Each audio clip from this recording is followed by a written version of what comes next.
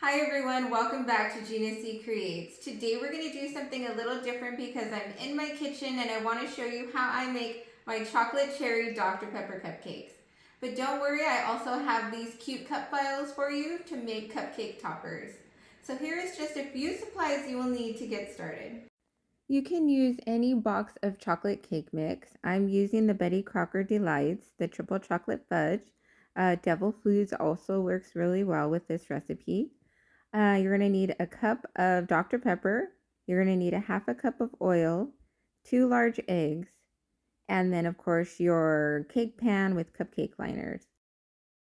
And I have a Dr. Pepper cherry dessert topper. These used to be available in stores like 10 years ago, and I used to use them on the cupcakes just to add a little bit more Dr. Pepper flavor. So I was so happy when I was able to find them online from Amazon. So I can leave that link for you in the video description. First thing we're going to do is make sure we preheat our oven to 350.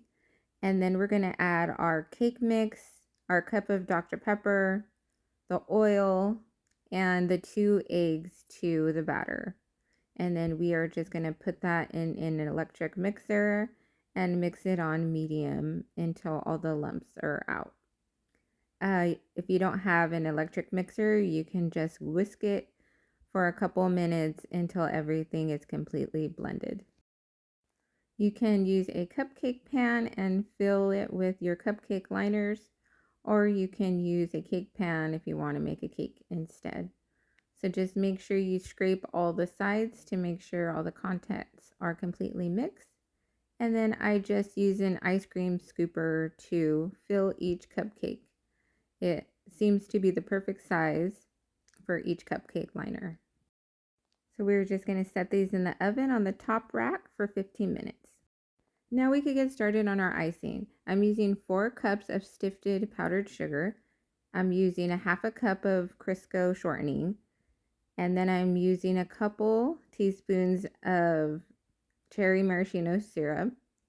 And I'm using 2 pinches of salt. And then I have some vanilla and almond extract. We're going to use a teaspoon of each for more flavor. And then I have a Wilton's piping bag and Wilton's piping tip. I'm using the 1M. You can also ice with a Ziploc bag or just lay it on with a butter knife. Now we could get started on the icing. I'm going to be using an electric mixer and the flat beater attachment, which is great for mixing icings.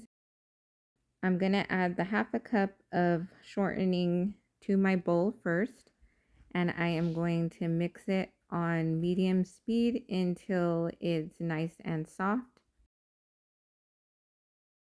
If you don't have an electric mixer, you can mix it with a spatula, and it's just going to take a little bit more elbow grease than using an electric mixer, which is nice because you can put it on high speed to make sure that it comes out really creamy.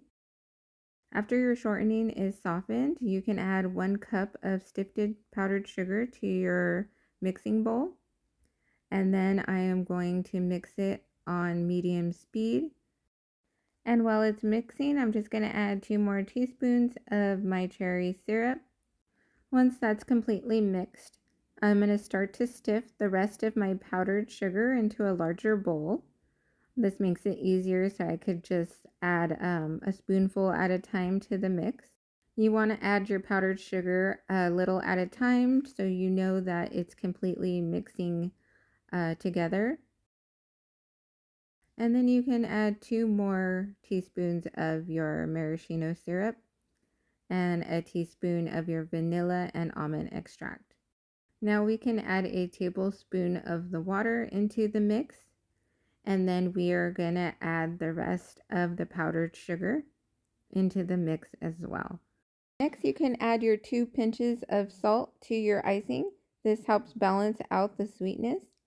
And then we're going to add a tablespoon of water at a time to our icing to make sure it gets nice and creamy.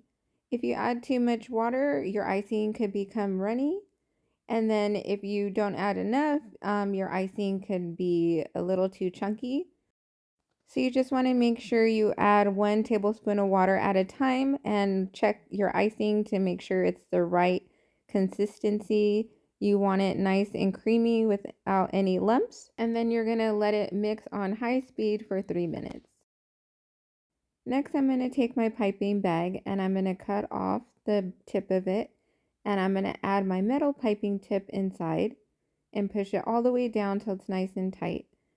And then I'm going to use a cup to hold open my piping bag. And I'm just going to scoop out my icing and fill it with about 2 spoonfuls. I added a little bit too much icing this time. So the less icing is easier to work with. Once your cupcakes are completely cooled, we're going to poke holes in the center of them using a fork.